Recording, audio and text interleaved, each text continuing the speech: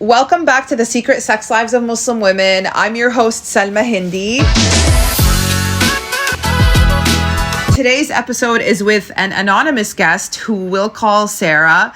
Her story is one of survival, estrangement, and resilience. From growing up in the Gulf in a deeply complicated family to finding her own path in love and life, Sara has lived through experiences that many of us can hardly imagine. This conversation touches on trauma, family rupture, and healing, so please take care while listening. Okay, Sara, how are you?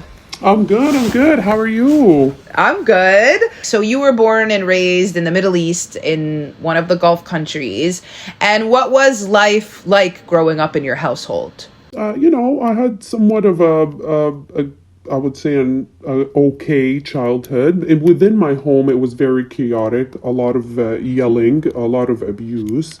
But on the outside, it looked like such a perfect picket white fence family, especially when your father is this successful physician and everybody looks up to, you kind of start falling in the shadows, a lot of narcissism. That's how it was. And within my immediate family, it was a lot of chaos. But on the outside, the picture that was shown is this successful family whose kids go to private school, who, has all the bells and whistles.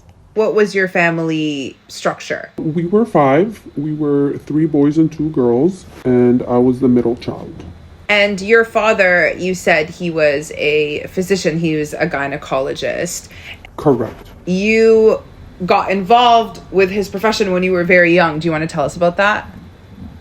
Yes, I worked a little bit with him, and there was a shortage of nurses at that time. I was very interested in the medical field, and one day he took me. I started in the front office, and soon he needed my help in the back, and I was introduced to the woman biology through him on a very educational level. I was maybe in my teens. I would say maybe 12 or 13, going on to 14. And I was doing pap smears, helping my father do pap smears. Mm-hmm. I was really good at prescribing certain things and really got into it. Lab coat, the whole nine. He put me in a coat. They called me a nurse and was respected as such at a very young age. I would say that was kind of my first job, to be honest. Right. Right. And you learned directly hands-on about the female anatomy. Oh, absolutely. He would be pointing. He would be with me speaking in English, like, this is what you call this. This is what you call that. We are doing this here because, and he'd explain to me how some women are, not comfortable and that you need to hold their hand because, the education, sexual education there wasn't a thing. Right. So, yes, I learned it from him firsthand. Even when before I hit puberty, I was already ready to get my period and had my pad in my bag every single day. And when I did get it, I was so excited that even my mom would be like, wait, what? How do you know? And it's like, watch, look, come, see. And my dad was like, she knows, she's right. And I showed both of them. Mm-hmm. I wasn't afraid to show both of them. You know what I mean? I was stoked, I was very comfortable, especially going up and going through my female changes. I would go to my father. Because I'm like, oh, this is changing. Oh, they'd be like normal, because it was it came as like a biology class. Right. Nobody at my age knew what to prescribe for women with PCOS. He would, in his waiting rooms, he would have these educational videos about those things. And women would get queasy and be like, can you please turn that off? Right, right. So at 14, I was very curious about my anatomy. I would you look in the mirror and be like, okay, I'm no different. What makes me different, And so because I also saw so many different kind of, vaginas, I knew every single one looked different. I knew from that age that nobody looks the same, and I learned that some are inverted left and right, and you know what I mean, and inward, and Such a I have question. Did you have a favorite one that you were like, oh, that one's like a prettier one? No, I didn't. But it's funny because, you're talking to the Gulf where women are coming full covered, right. And then, when they're on the table, they just pull this over and then you're seeing everything, right, right.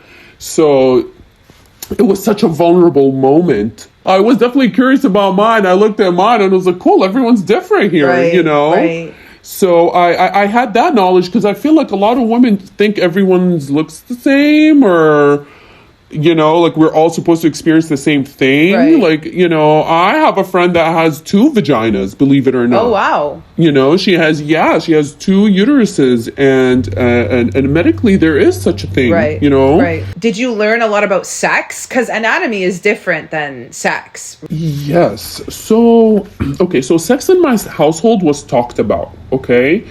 It was joked about. My father would be like, I have permission to joke about this because he is a gyno. So everybody would laugh kind of thing. Right. Yeah, I think we were taught about sex through my father's profession. We were told what my father does. Like, I knew Okay. how babies came. Right. I wasn't lied to about that. Right.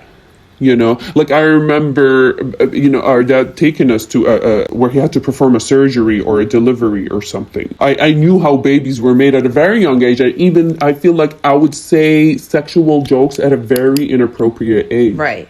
And I remember myself saying those in front of the brown aunties, and oh boy, I was looked at. And now that I look back, I'm like, damn, I can't believe I said that. And my father, I think, would be like, hold on, let's see what she's saying. Right.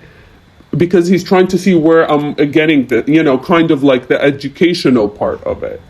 Right. Where He's my like, mom would be like, is the joke she's making physiologically accurate? Your dad is like, is that medically exactly. accurate, that joke? Whereas all the aunties would slap me on my face. Right. They're horrified that you're saying, even saying these words. Discussing such a thing. Right. Or even aware of such a Right, thing. exactly. Or comfortable enough to say it. Right. There's so many levels of rebellion. Do you have like any crazy stories from the women that you saw come in during that time? Oh my gosh, you're talking about men coming in with both their wives, who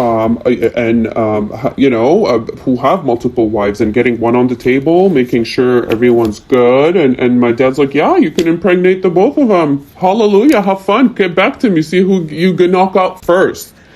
So, he's there also taking little semen things and looking under the microscope and teaching me, literally teaching me how this is made. And it's like literally kind of playing God in a way. Yeah. Right. Because here you have people coming from all over who can't conceive to my father. Right. And my father's really book smart, when Right. it comes to that. I feel like he succeeded beyond. Right. You being so close to your father's work, if that shaped the way that you saw men. It did. It made me, I was very promiscuous. I never thought my worth was between my legs, to be quite honest. At a very young age, I knew it was all up here. I knew it was all up in my mind, and how I had to be smart. I had to be street smart. I had to be vigilant, because I knew there was danger, but I was also a rebel. Right. So it's like I kind of knew the rules well enough to know how to break them. Right. I don't know how to put that. You know what I mean? Right. So it's like 1 foot in, 1 foot out. I felt superior to men because I knew my body. Right. Okay. Especially at a young age. Right. Men would be like taken back because I was so comfortable with my body. Right. I would ask them things, they'd be like, wait, what? What's that? Right. Right. So the education wasn't there for a lot of men, and I can only imagine Arab men. I've never been with an Arab man, so I can only imagine, I ended up marrying somebody from America, and, who's had sexual experience besides looking at Pornhub. Right. And I know people in the Arab world that men's experience is that, and they expect their newly wife to just become Pamela Anderson overnight. Right. You know what I mean? Right. Yeah. So you having that knowledge, that self-knowledge about your body, that self-acceptance, even that audacity just made you more confident and more essentially like you can carry your own in bed, and that you were intimidating to your partners, which I understand that, and that makes you feel like also more in control, Yeah. But that definitely does bring a lot of control issues, I have to say, because I feel like I have to always be in control, and the moment I'm not, I freak out. Right. And that ties in, I think, because my father was also abusive to my mother. Right. extremely growing up. So I feel like it's because of men like my father and that are abusive that I learned not to take that kind of abuse. Right. And I was like, okay, from a very young age, I don't want anything that represents that. And just run the other way the minute I see any inkling of something like that. Right. You know? Right. And then that can lead to you just being a control freak, which I understand. Like, I'm the same way. I want to control everything because I can't risk, abuse or chaos of that level ever befalling upon me again. I want to talk a little bit more about the abuse that you went through growing up, because I know it's hard, I know it's dark, but I think it's a lot more common than we know. Personally, when I go to Egypt and I tell them like I was abused, and then I tell them like I was hit, they're all like like, if you're not a belt kid, shut the fuck up, basically. Like, you know what I mean? You're a spoiled brat. Everyone went through this. But that's not normal. I'm trying to denormalize it. I'm trying to denormalize it. Just because everybody went through the most horrific fucking toxic abuse doesn't not make it okay. I know you're a parent right now. I know you're a mother. Do you want to speak about kind of the abuse that you saw, like with your mom, and also what you went through? Yes, absolutely. And, keep in mind, I have done so much work to be able to come to this place where I can speak to you on the phone and clearly and calmly and with so much confidence and with so much intention to help women out there, that I can say I've done so much work to come and be able to talk to you about my abuse. So yes, I was abused by my father as a child. It happened when I was 5.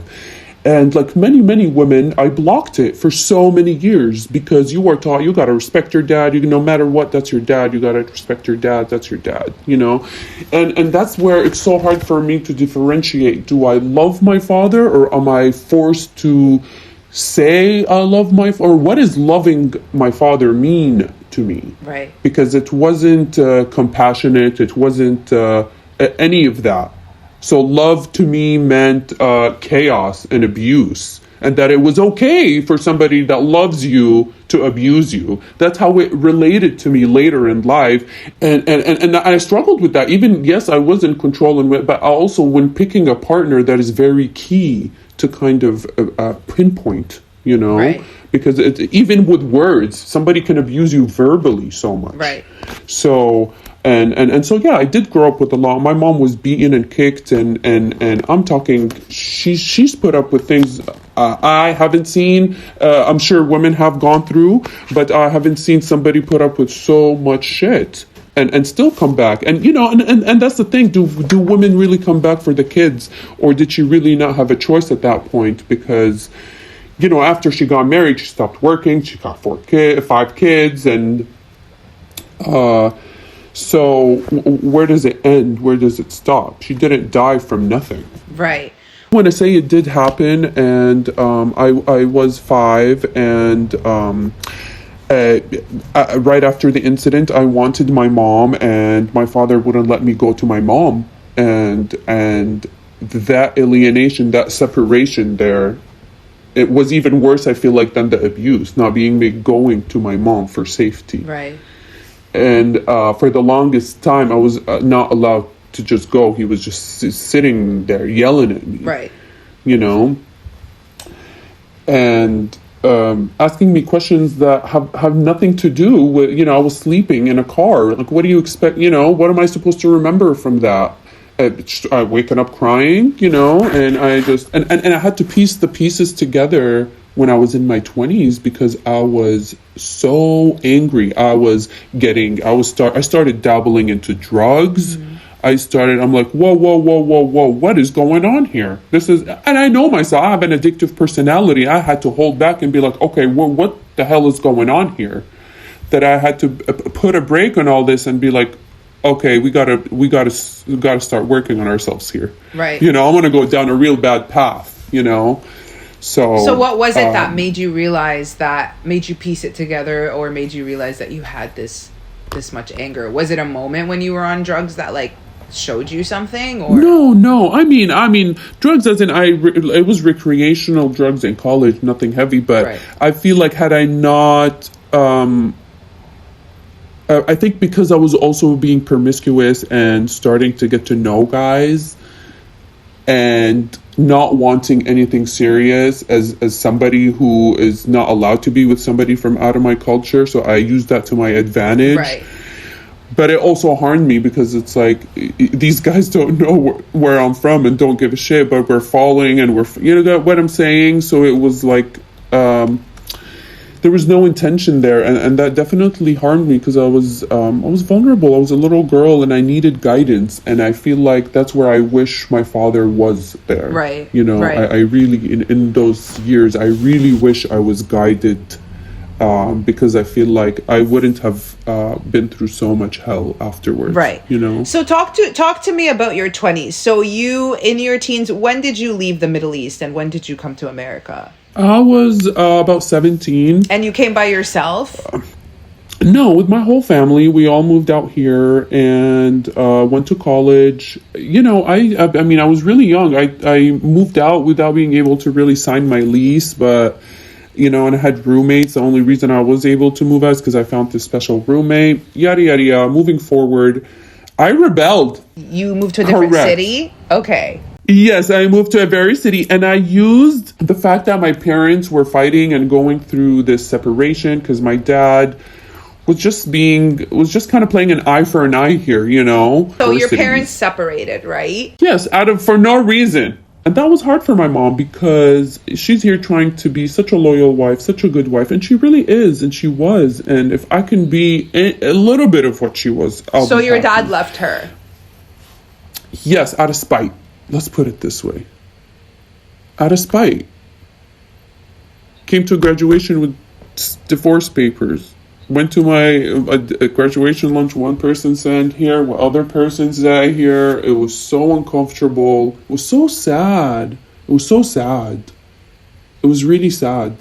I'm sad for the 20-year-old Sara. Right. You know? Yeah.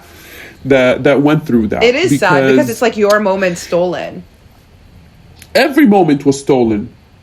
We never celebrated anything. Every moment was stolen by chaos, abuse, sadness. We're not good enough. My mom's not good enough.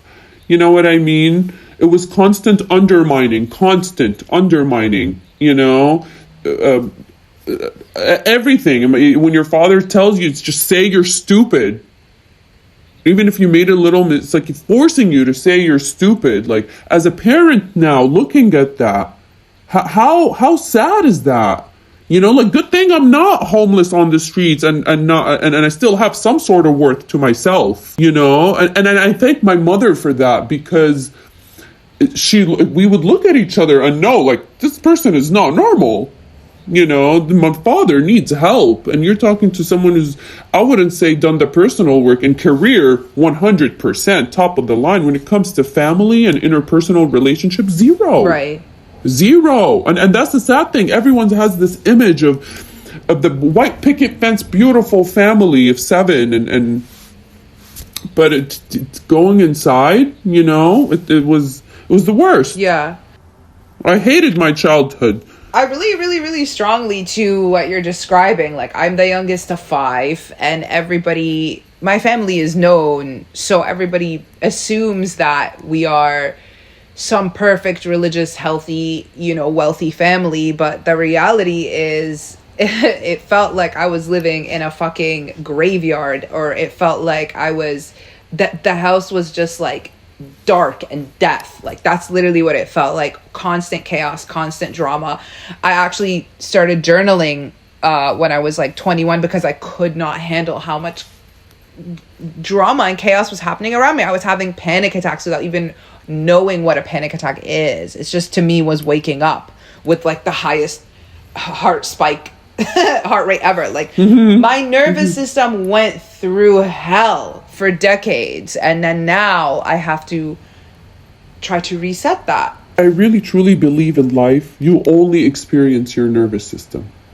You can be in Switzerland, in the most beautiful place, and if your nervous system, if you don't have a hold of that, you know, and know yourself and do the work to hold it together and be intact, it's chaos. Right. And I also did not know that. And I have a child who I'm also trying to regulate their nervous system.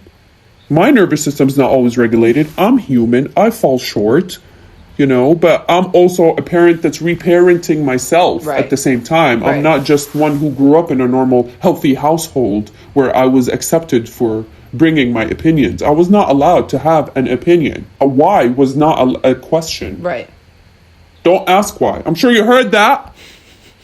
Of course. Don't ask why. Well, it's like, if you ask why, it's like, انتي فاكرة نفسك أحسن من ربنا أو أكبر من ربنا? Like, do you think you're better than God? Like, it's always some jab at you and your curiosity in your mind. And I remember one time, like, I had a family member, a distant family member come over. This was in my adulthood, like my late 20s.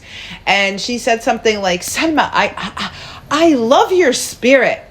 And I remember getting so scared because I was like, my parents hate my spirit. It felt scary that she proclaimed that so loudly in front of them. I felt like I was gonna get hit or something. Like, I felt like I was gonna get in trouble because this is exactly what my parents have been trying to squash in me my whole life, is my spirit and my spark and my personality. Yeah. And how sad is it that the two people who put me into this world are the only two people who are not enjoying me. You're not even gonna enjoy the personality that you brought into this world. Like, No, they would rather be mad at you. that's the thing. I think when people are in trauma, they get jealous of people who are in control. And our parents have not done the work. I think when you see deceit firsthand from your immediate family, that's the biggest lesson.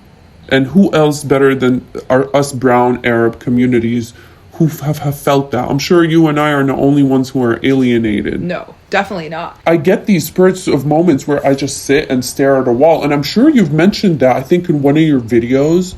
Literally, I just sit and I'm like still in shock. My nervous system sometimes is still in shock at what happened and conspired. It still can't process it. I've done so much EMDR, and I'm such a big advocate for it because it really has helped me with even different types of abuse growing up, seeing my parents being involved in bloody, shitty fights. And so EMDR, it was so helpful. But still, I'm human, and I remember those things, especially now that my child is almost of the same age that I was when I was experiencing abuse. And I catch myself, and sometimes I have to pull myself aside, and I'm like, whoa, stop. I literally have to write on a board, no yelling. Yeah. I was raised by a yeller. There was nothing in my house that was not yelled about. If this was moved from here to here, it was chaos. Right. I was sleeping the other day and I heard an epic roommate fight happening in the apartment above us. It was going to get violent, and I was trying to fall asleep. It was like 11 p.m. and I just was hearing like someone say like, you don't do anything for me, you don't appreciate anything I do, get the fuck out. And like they're charging at each other, and in my mind I'm like, oh my god, like, should I call the police? What the hell is happening? I literally couldn't sleep all night, and my own roommates weren't home, so I was the only one who heard it. And then the next day, I was like triggered because I remembered my entire fucking childhood is just Baba screaming like he's gonna die at my mom, and my mom screaming back, and him getting really loud and charging, and me being afraid, like, is he hitting her? Is he gonna hit her? Like, I personally never saw my dad ever hit my mom, but I can't speak for my siblings because my family was already 15 years in operation before I came along, right? Because I'm the youngest. Wow. Yeah, so there's a 14-year difference between me and my oldest sister. So, like, I never saw... Actually, the version of my father that I know is a much calmer, cooler version than the ones that they know. So they're way more scared of him than I am. That's why I was able to get away with, like, murder in comparison, right? I mean, I didn't really get away with it. And that's what I want to say now. Like, you saw after the climax. You saw the portion after the big climax. I mean, 15 years is somebody could have been a teenager by then. Exactly. Well, my sister was my oldest sister. Yeah. So he had a little bit of gas left in his tank, not that much. With me, like, he did let so many things slide. Like, he did give me I was like a spoiled princess in comparison to at least the rules that my sisters had, not necessarily like materialistically. I say I got away with it, but I didn't actually get away with it because I'm estranged. I'm living a life of disownment. I'm living a life of full isolation from my family, except maybe 2 or 3 members who like rarely keep in touch with me here and there. I'm talking from 25 family members that I was like this with, you know, that I was like this. Yeah. Like it's not, and I think, you know, you said one of the most hurtful things is that we learn deceit from our families, and we also learn, like they kind of tell us, I don't trust you to make your own decision. You're not a trustworthy person. So we also learn to distrust ourselves. And another thing that I noticed, and I think you can relate to this, which is why I want you to speak on this, is I don't think we're taught loyalty, real loyalty, and I don't think we're taught real love, because my siblings and I, we will throw each other under the bus. We will tell each other secrets to our parents. I myself have done it. We don't support each other like we do if it's popular, or if it like mom and dad are happy. Like if it has the endorsement of the authority, then it's like, okay, maybe. And then even then at some point, like why is my oldest sister and my oldest brother so much more mad at me than my own parents about the choices I've made? How have I hurt you personally? Did you give birth to me? Like, who are they to even hold that? Well, that's what I'm saying. Status. That's what I'm saying. So we have zero loyalty. We don't have loyalty. Yeah. I was not, my own sister, one of my sisters who I'm actually in touch with, hopefully she won't mind me saying this story, she got remarried a couple of years ago. Okay, so she was divorced and she got remarried. Her current husband is a great guy. I really, really like him. He's a convert. He's white. And she was talking shit about me one day to him. And he stopped her and he said, I don't want to hear that. Like, Selma's my friend. And she had to like learn from him what loyalty in practice looks like. And she shared it with me, which I appreciate. But it's very fucking frustrating and sad. Like, because I felt like my whole life I fought for my siblings' justice with my whole body, and then when it came to me, they didn't return that. No, 100%. And I can definitely relate to you on that, because here are my siblings. None of us speak to one another. My parents are dead, and you know, my sister got married before me. She's 3 years younger than me. I advocated for her to get married. I was happier than shit for her to get married. I fought for her to everybody did. When my parents were like, no, you know.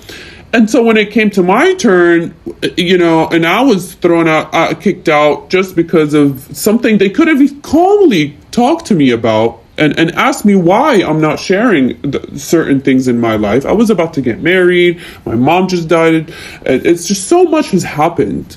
So yeah, we are not taught loyalty. I think there's symbiotic relationships I've seen also in our Arab families where the son holds also a different position than just the son. He becomes the caretaker and the husband, and these kinds of relationships form, especially when the mom and dad are not on the same page. You have the mom fighting for the kids to be on her side subconsciously and hating the dad subconsciously, but still being told to respect the father because you have to, and that's the culture and the ways. And so your parents got divorced. Your dad did it out of spite. And what happened to your mom? And then what happened to you? Like, where did you go on your journey? So my mom got cancer, and I moved back home after college, and I stayed with her, and she just started, her health declined slowly from one surgery to another. She ended up dying from many complications. I don't want to get into the details. But I moved back home and I started working. I started getting my real estate license. I had so many different things going for me. But it was also hard because you had this thing every time I tried to go out, I would see my mom being lonely, you know? So it was hard for me to navigate my 20s, because in your 20s, I feel like your 20s, you try to find out who you are. I feel like 20s suck because you really try to navigate personalities. Who do I want to be as a woman? What do I like? What am I going to put up with? What am I not going to put up with? And I'm kind of glad I navigated that with my mom. My mom was the type of mom who she would give me the clothes on her back. She'd be like, take my closet, take my jewelry, take everything. Because at that point, I think she was so let down by my father that's why she got sick, you know. Right. Even though she got over the cancer and healed and became fine, she was still sick. Her heart was sick. You know, I really feel people can die of a broken heart. My mom died of a broken heart. And it's funny because my mom at some point before she died, she told me, you know, I was 30. She was like, I wish I knew what you know at your age. She wished she knew the things that I knew at 30 that she did. Because she got married. Like sexually? Like in general, in life. I mean, yeah, because I mean, I did. I told my mom I was not a virgin before she died.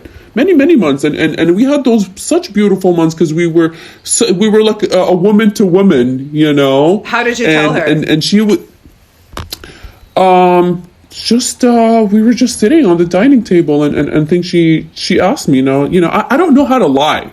You know, my siblings are the type of siblings, they're like, no, lie and make her happy. I was never that girl. It's like, yeah, today I'm smoked weed. I got high. I'm drunk. Like, I would show up at home. Hey, I'm home. Okay? Take it or leave it. I made it home. But of course she would get mad. And then eventually I was like, all right, I got to take it down a notch. Can't be doing this shit.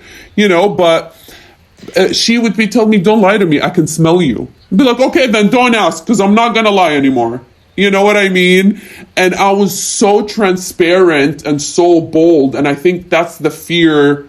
It's like, shit, we're kind of afraid to kind of step on her toes because she might just bounce, take her passport and go elope. Right. You know, they were afraid I was going to go do that. Okay, gotcha. Because I don't know how you were able to go from that upbringing to being like this in your 20s, because I can tell you right now, a 34-year-old woman, if I walked into my family's home right now, like holding a joint or something, no, I wouldn't do that. But even if I told them I got high, like they would freak out. Like they would be like, my mom would get up and go cry. Like my dad might leave the room and not come down, boycott dinner. I mean, my dad wasn't in the picture, but yeah, I had an intervention. They sat me down. They think I was out of control. They thought I was a lesbian. They thought, that's why I was like, all right, I got to know the rules well enough to know when to break them. So I'd break them out of the house. And when I was in the house, I was this perfect Arab. When did they do this intervention?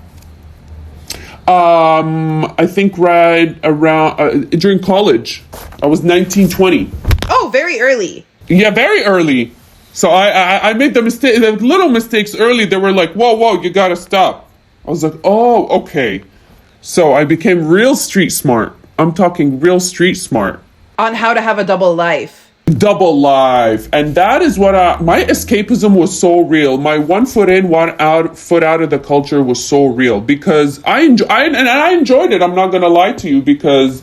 And sometimes they intertwined, and I was like, fuck, I can't be stoned here. I'm going to this function, and I can't be stoned right now. And then sometimes I'd pull through, you know? There's a time and place for everything, so I know how to break the rules very well. Right. And it's like, no, my boyfriend at that time, you know, he was so down with the rules. Drop me off 2 lights down. No problem. You know, like he was with it because he knew... And then that's what makes me mad is because at the end I still got alienated, still got called a whore. Right. It's like, fuck, I really wasn't. I was doing things properly. Right. And getting dropped off 2 streets down and not holding his hand and not kissing him goodbye and not doing all that. It's like now that I was like, damn, I want to go back and do everything wrong. Right. You were putting on the show and it still didn't matter. It didn't sell it, basically. Yeah. So your mom passed away and then you had the fallout with your siblings? Correct. I was in this lawsuit and it was going on for 5 years. And there was an agreement about a week before my mom's death. And then we had to go to, my attorneys were handling everything. So I didn't really speak about it because it wasn't the time. And so somehow I believe my siblings found out. And like a year after my mom's death. They just attacked me. So you were involved in a sexual assault lawsuit.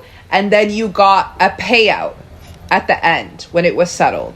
Correct. When I was settled. Your siblings got very mad at this.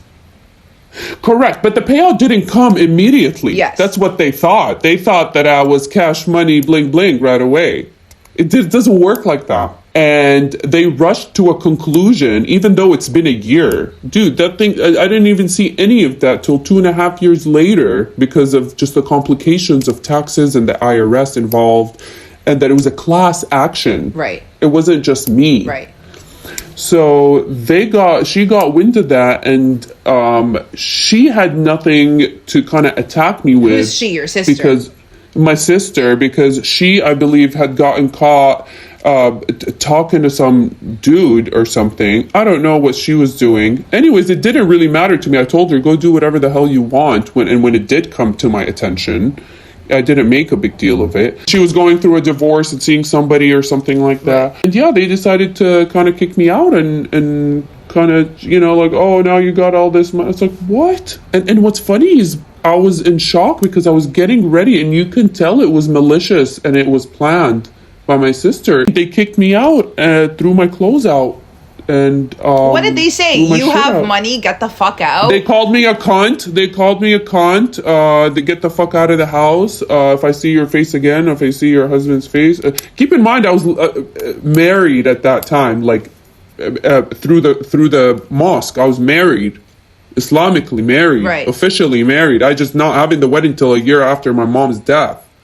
Right. So yeah, they just called me all these whorish names, and my sister said, how are you gonna have kids and raise kids when you've been whoring around? Right. And I was like, what's funny is in every other situation in the past, I would usually cry or yell.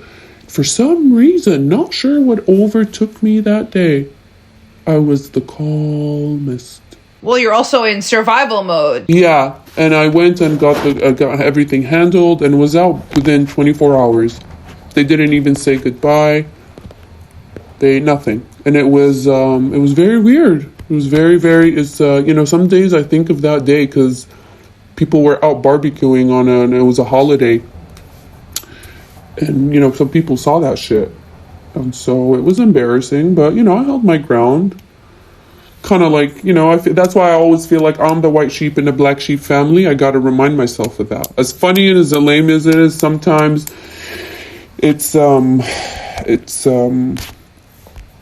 yeah, when your family throws your past against you, like my sister had nothing against me about my virginity when she had a sexless marriage. It's like you could have learned something from me if you asked me a question or two. Right.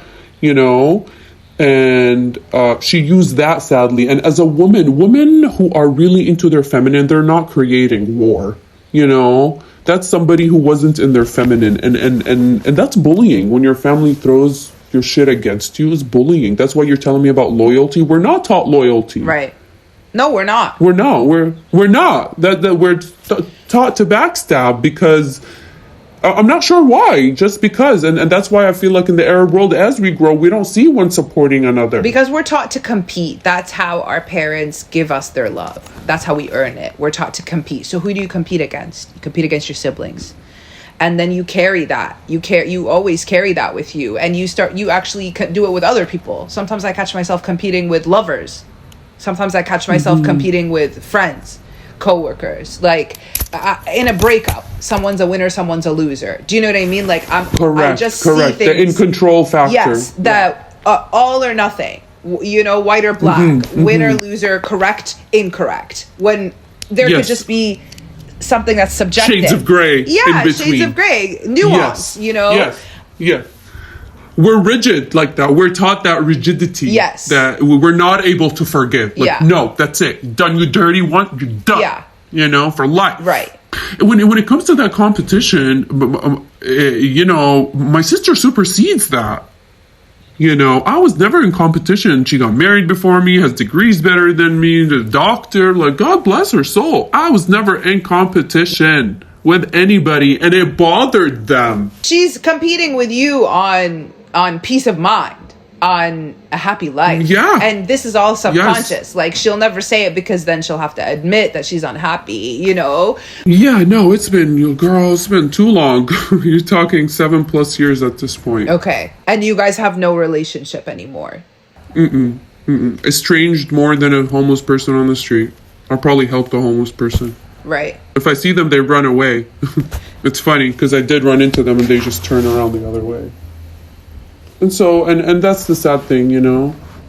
I feel confrontation is a way of saying I care. You know, no matter how scary, when someone wants to confront and talk about something, the fact that they want to say it, you know, shows that. But when you try over and over again and they know they did you wrong, you know, they could have asked me, they could have talked to me about it. They could have, there were so many different ways to address a topic than attack somebody like that, like sharks. Right. You know what I'm saying? Right. And it's like a it's like a crucifixion. A part of me died that day. And I'm mad about how I was shot. Yeah. Because I was backstabbed. I wanted to die a different way, maybe, you know? That scene in itself, you know, and me being so calm, it's like, fuck, I wish I would have said something. But maybe in that moment, it kind of saved my life. Yeah. Because I got really sick after that. My body shut down. I got really sick. I was very sad on my wedding day. Don't get me wrong, I executed beautifully. But deep down, it's like, not only did I just lose my mom, I lost my entire family. Right. And my job was to try to keep it together. And you have a sibling that's like, no, I don't want you to keep it together. Right. It's like, but I can't do so much. But your dad walked you down the aisle, right? And that is such an interesting moment for me, because it's like, even though he was the abuser and he was kind of the man who started this family dynamic and who led it to the point where your siblings kicked you out of your house 2 weeks before your wedding, like, he did create this family, and now he's the only one standing by you on your big day, right? I mean, your mom passed away. It's not like it was her choice, but from everybody else, your dad was the only one who made the choice to show up. My brother too, and you know, my other brother, but I have only a couple of them, but 2 of them didn't come. Right. That walk, you know, you kind of have to read between the lines, because I also wanted to walk into my home and I wanted my husband to respect me. At the end of the day, no matter what you go through, a husband has to put you on a pedestal. No, and yes, my husband's aware of the abuse, aware of everything. But he also respected how I also held it together for the family, and that walk was for me. That was my freedom walk. That was permission for me to say, you know what, no, I'm not going to take any more of this shit. This is what I'm going to put up with, and this is my choice. I'm letting go of this choice that I didn't get to choose, but I'm choosing this one now. So that walk was for me. And you said your dad passed away after that, right? Also in your arms. And so it's like both your parents passed away. And what was it like to be there in the final moments with both of them? My mom's death was so much harder because she was sick for so much longer. She internalized her pain. She didn't go to therapy. She didn't do, you know what I mean? Our mothers didn't, and when I did go to therapy, it was, you could see that maybe as a mom, maybe she could have felt like a failure. Right. And I repeatedly went to her and told her, you are not. Right. You know, she'd be like, say hi to your therapist, say hi to your therapist. So it's like, because she saw the help that I was getting, and I would come home and share it with her. Right.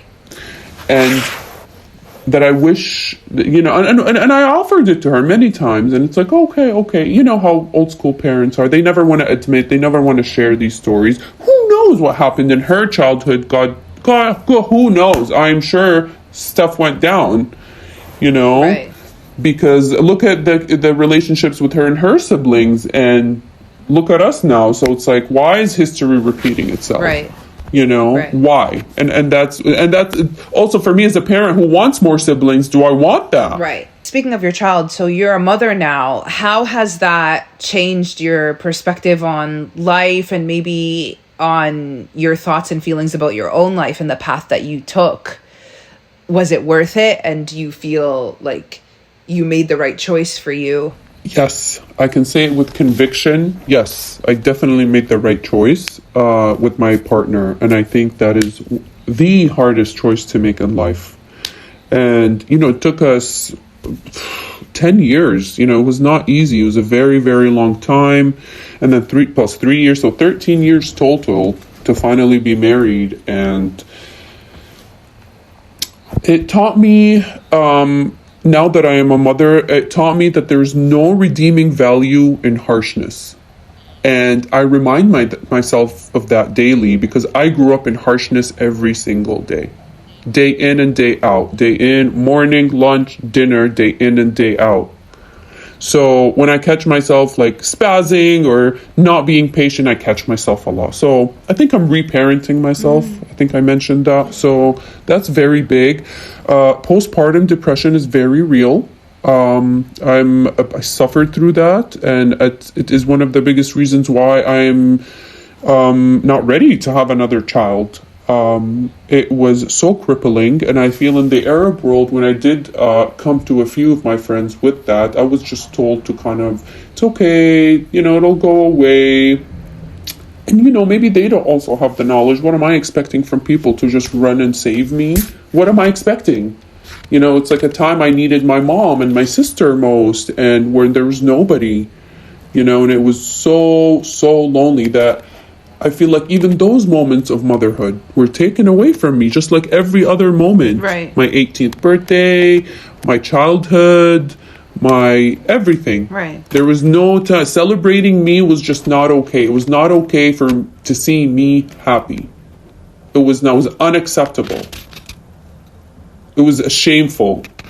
Only for, and if you can, it's only for a little while. Right. That's it. If you could go back to your younger self, like maybe in your late teens or in your early 20s, when you felt so alone, what would you say to yourself? I mean, I started therapy at 25. I would have wished I would have started therapy way earlier, right, even. And I was so angry. You were talking to an angry girl. I was so angry. I had so much anger. And that's the reason I rebelled so hard. I mean, I rebelled with 360, girl. I rebelled. I was like, where am I? I need to be out of here. I'm glad I'm alive. Right. Okay? Right. Gosh, it's hard. I don't know what I would tell myself. Just hang on. Because when you're living in it and with them and in the home, it's like a dungeon. Yeah. It's survival. What are you going to tell a person? Smile? I couldn't. That's why my escapism was real. I would go out to just take a breather, breathe enough oxygen to come back to be able to pretend to be this person that I'm not sure who I am. I was trying to navigate who I am. Right. Like, who am I? Right. Why was I born into this family? Why am I making these choices? Had we not been Arab and Muslim, would I have wanted children? Could that have been a choice I would have made, or is it just implanted? No, you have to be worthy of a wife, you have to have a child. Right, right. Or to be seen in the community, or you know what I mean? Yeah. So those are the questions, because here you come and talk to women, it's like, oh, I don't want children. Oh, it's like, wow, they have a choice? Right, like, right. You know, or like, that even that choice is okay, made with no shame, you know? And imagine growing up with such choices. It's like, no, if you're not ready, because it is such a responsibility to have a child. Right. My God, have I made mistakes, you know? Yeah. And if we don't do this work, and if we don't, you know, there's an objective in dysfunctional families, and it's always to be angry and upset and unhappy and, like you said, competing with one another. Right. You know, like you know, and sometimes that falls into my marriage where I catch myself. It's like, no, babe, we're on the same page. I tell my husband, remind me. I go into such a rabbit hole, and I'm just like snapping and doing the dishes. He's like, we're on the same page. Yeah. We're on the same page. Yeah. No, okay? Literally, I have to remind myself and my friends, when I enter a conversation with someone, it's to resolve an issue. It's not to dominate them. But for some reason, I just have it constantly like, I have to dominate you, otherwise you're going to dominate me. Like, I must conquer you. Like, And it comes out with, in terms of like anger, it comes out as I think because you haven't been heard as a child. Yeah, of course. You weren't heard as a child. Yeah, missing needs. So that's the child animals that say, trying to come and catch some claws there. Yeah. Like, no, I know the answer, teacher. No, I know the answer. I know. It's that time in that childhood, we weren't giving that attention. Yeah. When you feel like you're not being heard, you resort back to a child where you're like, that's not what I said. No. Like, or imagine being married and having to wake up and and that's why I say when it is time to really choose a partner, be very keen. Yeah. Ask those questions. Ask the difficult questions first. Yeah. Do the Lala picture taken later. You know what I'm saying? Yeah. But people who think they have very little options don't want to ask these questions, don't want to do that because they don't want to see that this is not a good choice. It comes from the scare, but that comes from not exploring, because when you don't explore, you are not exposed to just how many people there are out there, and then you think that you have to... And how people change after relationships and marriage and this Lala lovey-dovey thing. You have to understand, it's such a big responsibility to know you're going to wake up next to this person and have the rest of your meals with them. So not every day is going to be pretty. And that's where I feel like that's why marriage, if you're not going to do the work, don't. If you're not going to say, I'm going to do the work, don't get into it. Yeah. Because especially if there's a child involved, and I'm so sensitive to this because I don't feel our parents were sensitive and consciously parenting. It was glass throwing across the windows and shit breaking and yelling, jolting, and our nervous system just jolting and 24/7. That when you throw a ball at me, I go like that, or you know what I mean? My friend, in the pool, he was gonna do something, and I literally went like this. He's like, "What did you think I was gonna do to you?" I was like, "I don't know. I thought you were gonna like spit out on me," and everyone was like, "Are you fucking okay?" And I'm like, "Yeah, it's a memory in my body. I can't hide it. Yeah, I can't hide it. This is so embarrassing." Yeah, it's funny. And it's dark. Or like when I go to like these Arabic restaurants, I start tensing up, and my husband notices. Right.